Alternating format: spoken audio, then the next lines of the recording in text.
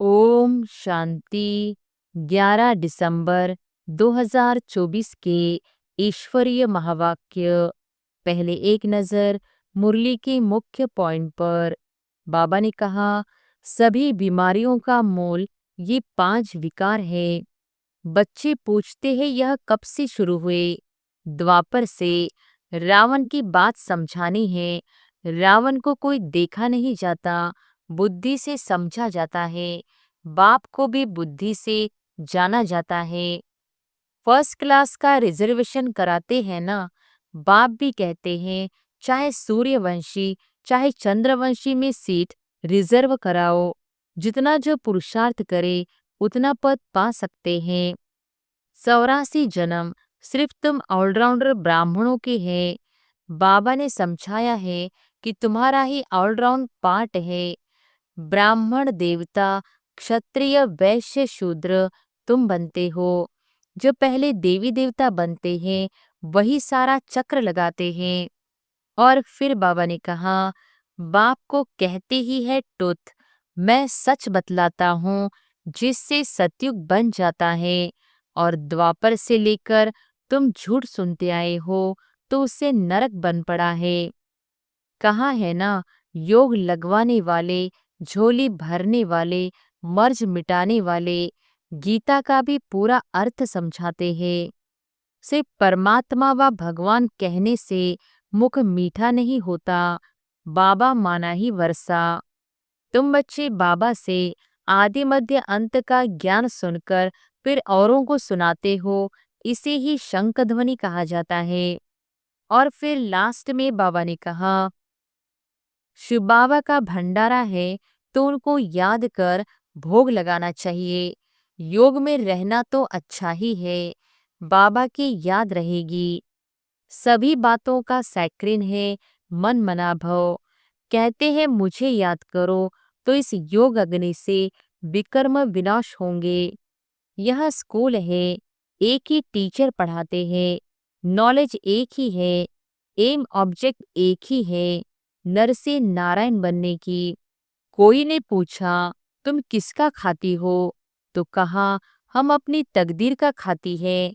वह होती है हद की तकदीर, अभी तुम अपनी बेहद की तकदीर बनाते हो। और अब सुनते हैं महावाक्यों को विस्तार से। मुरली का सार। मीठे बच्चे, बाप का मददगार बन इस आयरन एजड पहाड़ को गोल्डन एजड बनाना है। पुरुषार्थ कर नई दुनिया के लिए फर्स्ट क्लास सीट रिजर्व करानी है। प्रश्न है, बाप की फर्ज अदाई क्या है?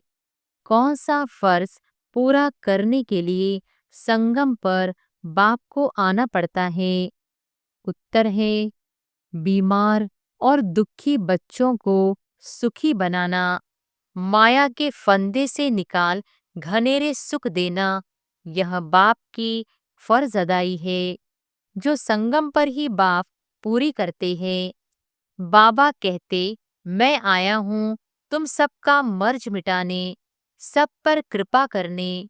अब पुरुषार्थ कर 21 जन्मों के लिए अपनी ऊंची तकदीर बना लो। गीत है, भोलेनाथ से निराला कोई और नहीं। ओम शांति। भोलानाथ शिव भगवानो वाच। ब्रह्मा मुख कमल से बाप कहते हैं, यह वैरायटी भिन्न भिन्न धर्मों का मनुष्य सृष्टि झाड़ है ना। इस कल्प वृक्ष अथवा सृष्टि के आदि मध्य अंत का राज बच्चों को समझा रहा हूँ।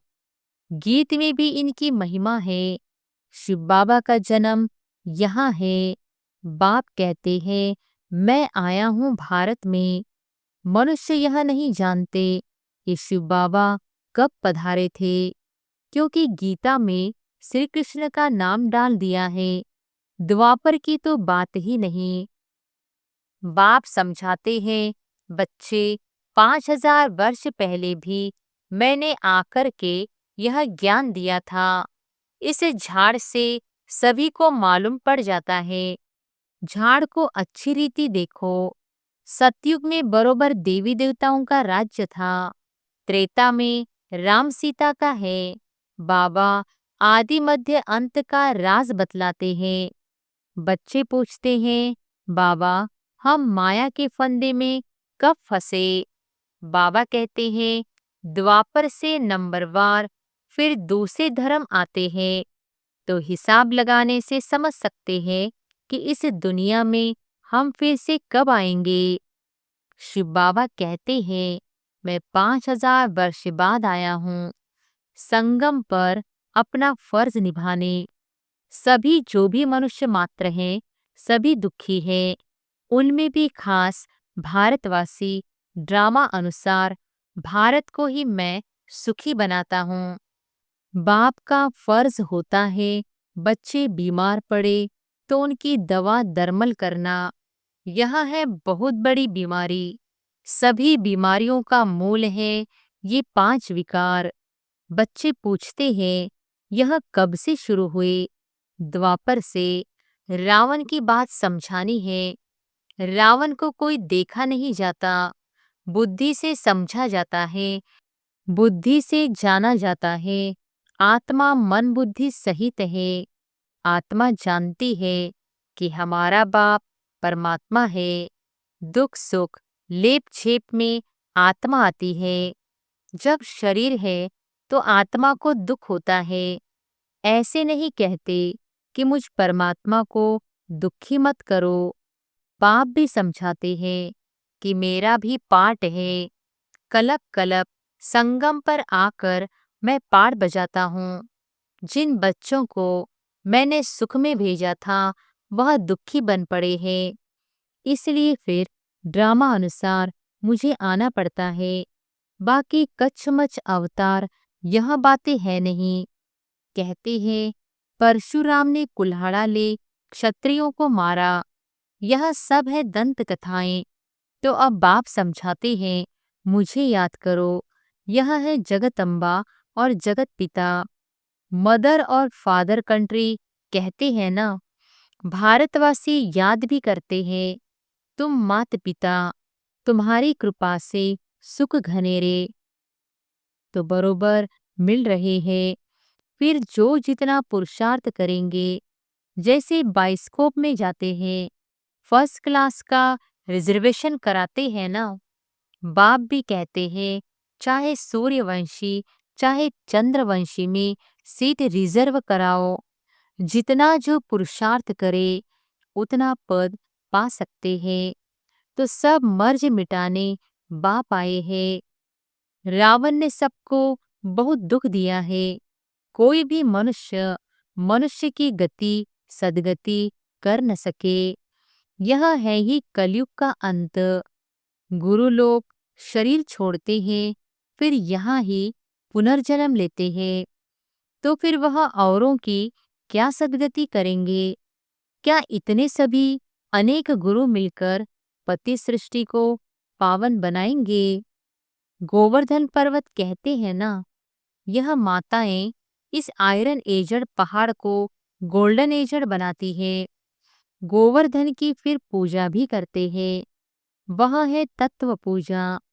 सन्यासी भी ब्रह्म अथवा तत्व को याद करते हैं, समझते हैं वही परमात्मा है, ब्रह्म भगवान है। बाप कहते हैं, यह तो भ्रम है। ब्रह्मांड में तो आत्माएं अंडे मिसल रहती है। निराकारी झाड़ भी दिखाया गया है।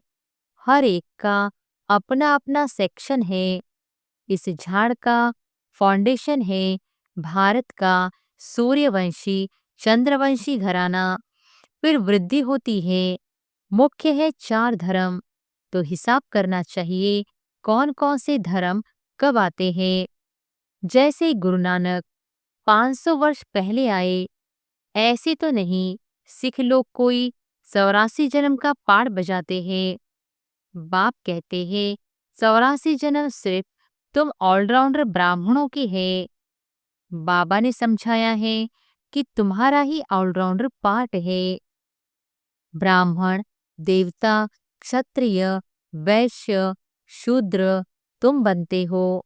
जो पहले देवी देवता बनते हैं वही सारा चक्र लगाते हैं।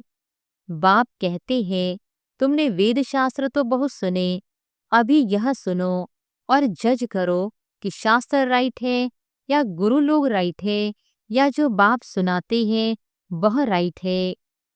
बाप को कहते ही है ट्रुथ, मैं सच बतलाता हूँ, जिससे सतयुग बन जाता है। और द्वापर से लेकर तुम झूठ सुनते आए हो तो उससे नरक बन पड़ा है। बाप कहते हैं मैं तुम्हारा गुलाम हूँ। भक्ति मार्ग में तुम गाते आए हो मैं गुलाम तेरा। अभी मैं तुम बच्चों की सेवा में आया हूँ। बाप को निराकारी निरहंकारी गाया जाता है। तो बाप कहते हैं मेरा फर्ज है तुम बच्चों को सदा सुखी बनाना। गीत में भी है अगम निगम का भेद खोले। बाकी डमरू आदि बजाने की कोई बात नहीं है। यह तो आदि मध्य अंत का सारा समाचार सुनाते हैं। बाबा कहते हैं तुम सभी बच्चे एक्ट्रेस हो। मैं इस समय करण करावनहार हूँ। मैं इनसे ब्रह्मा से स्थापना करवाता हूँ। बाकी गीता में जो कुछ लिखा हुआ है वह तो है नहीं। अभी तो प्रैक्टिकल बात है ना। बच्चों को यहाँ सहज ज्ञान और सहज योग सिखलाता हूँ, योग लगवाता हूँ। कहा है ना, योग लगवाने वाले झोली भरने वाले मर्ज मिटाने वाले। गीता का भी पूरा अर्थ समझाते हैं। योग सिखलाता हूँ और सिखलवाता भी हूँ। बच्चे योग सीख कर फिर औरों को सिखलाते हैं ना। कहते हैं योग से हमारी जोत जगाने वाले। ऐसे गीत भी कोई घर में बैठकर सुने तो सारा ही ज्ञान बुद्धि में चक्र लगाएगा। बाप की याद से बरसे का भी नशा चढ़ेगा। सिर्फ परमात्मा व भगवान कहने से मुख मीठा नहीं होता। बाबा माना ही वर्षा। अब तुम बच्चे बाबा से आदि मध्य अंत का ज्ञान सुनकर फिर औरों को सुनाते हो। इसे ही शंख ध्वनि कहा जाता है। तुमको कोई पुस्तक आदि हाथ में नहीं है। बच्चों को सिर्फ धारणा करनी होती है। तुम हो सच्चे रूहानी ब्राह्मण, रूहानी बाप के बच्चे। सच्ची गीता से भारत स्वर्ग बनता है। वह तो सिर्फ कथाएं बैठ बनाई है। तुम सब पार्वतियां हो। तुमको यह अमर कथा सुना रहा हूँ। तुम सब द्रौपदियां हो। वहां कोई नंगन होते नहीं। कहते हैं तब बच्चे कैसे पैदा होंगे। अरे है ही निर्विकारी तो विकार की बात कैसे हो सकती। तुम समझ नहीं सकेंगे कि योग बल से बच्चे कैसे पैदा होंगे। तुम आर्ग्यू करेंगे, परंतु यह तो शास्त्रों की बातें है ना। वह है ही संपूर्ण निर्विकारी दुनिया। यह है विकारी दुनिया। मैं जानता हूँ ड्रामा अनुसार माया फिर तुमको दुखी करेगी। मैं कलप कलप अपना फर्ज पालन करने आता हूँ। जानते हैं कलप पहले वाले सिकिल देही आकर अपना वर्षा लेंगे। आसार भी दिखाते हैं यह वही महाभारत लड़ाई है। तुम्हें फिर से देवी देवता अथवा स्वर्ग का मालिक बनने का पुरुषार्थ करना है। इसमें स्थूल लड़ाई की कोई बात नहीं है। न असुरों व देवताओं की लड़ाई ही हुई है। वहां तो माया ही नहीं जो लड़ाए। आधा कल्प न कोई लड़ाई, न कोई भी बीमारी, न दुख अशांति। अरे वहां तो सदैव सुख बाहर ही बाहर रहती है। हॉस्पिटल होती नहीं। बाकी स्कूल में पढ़ना तो होता ही है। अब तुम हर एक यहाँ से बरसा ले जाते हो।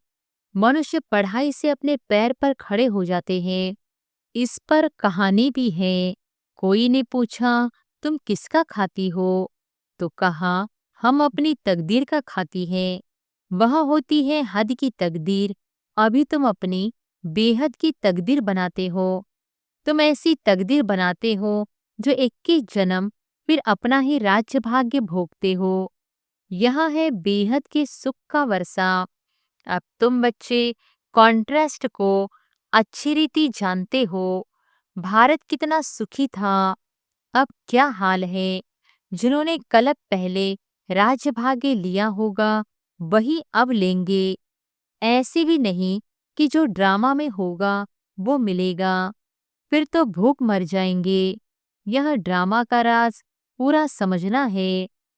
शास्त्रों में कोई ने कितनी आयु, कोई ने कितनी लिख दी है। अनेक अनेक मत मतांतर है। कोई फिर कहते हैं हम तो सदा सुखी है ही। अरे तुम कभी बीमार नहीं होते हो।